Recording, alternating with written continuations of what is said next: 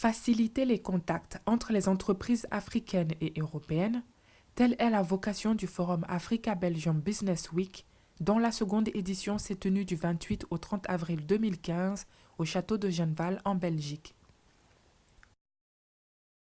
Plus de 500 entreprises représentant près de 30 pays ont pris part au forum, démontrant d'une part l'intérêt croissant des entreprises européennes pour les entreprises africaines et d'autre part la forte industrialisation des pays africains sans cesse à la recherche de nouveaux partenaires économiques.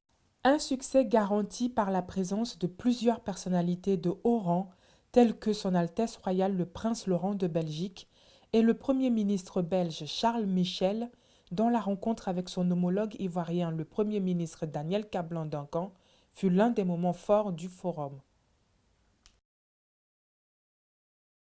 3 jours de rencontres B2B avec des ateliers dédiés aux délégations invitées. Le Québec, le Niger, le Bénin, la RDC, l'Algérie, la Tanzanie et la Côte d'Ivoire, pays invités d'honneur. La Côte d'Ivoire cherche à attirer des investisseurs et partenaires au développement. À la tête de la délégation ivoirienne, le Premier ministre Daniel Kablan-Duncan est venu exposer les atouts de la Côte d'Ivoire et présenter le plan de développement et d'émergence du pays à l'horizon 2020 qui s'articule autour de 3 axes: la paix et la sécurité, la réconciliation et la cohésion sociale, la relance économique et la reconstruction du pays. Au niveau de la paix et de la sécurité, je vous ai dit tout à l'heure dans mon intervention que nous sommes revenus à la normale, puisque selon l'index des Nations Unies, la Côte d'Ivoire, qui était classée donc, au niveau de l'insécurité à 4 au moment de la crise, est passée à 2, et le 2 c'est le niveau de New York au niveau de Genève. Donc nous sommes venus donc à la normalité dans ce domaine. Mais pour permettre la stabilité et donc plus longue, il faut travailler sur la réconciliation nationale, parce qu'il y a une crise qui a donc été difficile et qui a mené des contestations après des élections qui ont eu lieu en son temps. Nous avons fait en sorte, avec le NDI américain, de manière à mettre en place une commission électorale indépendante. Une commission électorale dans laquelle l'ensemble maintenant des partis politiques sont membres de cette commission électorale indépendante, pour justement aller avec des élections apaisées. Donc en 2015, en octobre 2015, il commence l'élection non présidentielle, puisqu'après l'élection présidentielle, il va y avoir donc les législatives et ensuite donc les municipales.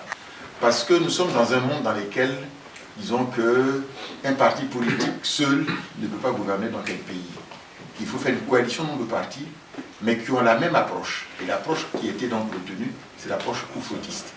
Le président Houphouët-Boigny, qui était le premier président de la Côte d'Ivoire, de 1960 à 1993, a indiqué un certain nombre de principes que nous retenons. C'est d'abord l'ouverture sur l'extérieur, qui est un élément donc important. Le secteur privé comme moteur de la croissance donc, de l'économie. Il y a le fait aussi que le dialogue est un élément important dans les difficultés qui ont lieu. Et c'est ce que donc, ce gouvernement donc, met en place, de manière à ce que nous puissions donc aller vers des élections donc apaisées. Le ministre Willy Borsus a confirmé la volonté de la Belgique de multiplier des partenariats d'affaires avec le continent africain, reconnaissant son impact sur la scène économique internationale. Et je constate, comme vous venez de souligner Monsieur le Premier ministre, que c'est en Afrique que la croissance est la plus forte et qu'il se trouve un potentiel considérable à l'avenir, notamment de nouveaux marchés pour nos entreprises, là où il y a la croissance, là où il y a des perspectives de croissance. Les investisseurs sont présents et ont rendez-vous avec l'avenir. C'est le sens, je pense, de notre rencontre. D'autre part, il y a des opportunités spécifiques, on les a évoquées, dans l'industrie, dans l'agroalimentaire, dans les services, dans les équipements, où manifestement nous avons, ici en Belgique, un savoir-faire et des technologies, et où nous pouvons contribuer à constituer de la valeur ajoutée. Le but est vraiment de nous inscrire dans un partenariat commercial qui est basé sur une vraie coopération économique qui est centrée sur l'avantage mutuel des entrepreneurs, des investisseurs.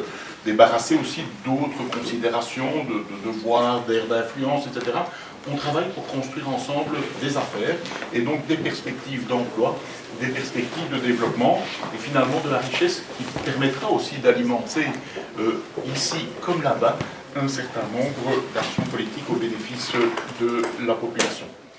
Pour la Côte d'Ivoire, le secteur privé est le principal moteur de la croissance économique.